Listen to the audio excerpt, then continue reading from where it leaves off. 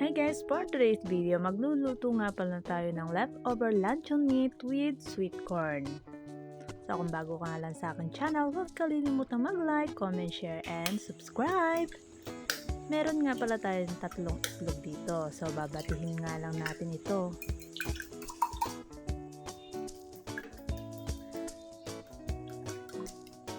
Maglalagay nga tayo dyan ng pampalasa na paminta at saka asin.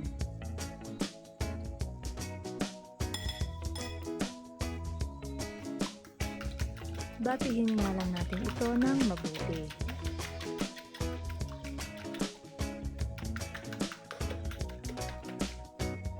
Na-prepare ko na nga pala yung ating leftover luncheon meat. So ayan, hiniwa ko nga lang siya ng pa-cube na maliliit lang. Yung ka-size lang din siya ng ating corn. At ang ating corn ay na-prepare na rin natin. Pwede yung nilaga lang na corn ninyo, yung sweet corn, or yung nakadilata na sweet corn. Basta yung whole kernel corn ang ating gagamitin. Batihin nga lang natin to at i-mix natin mabuti sa ating egg.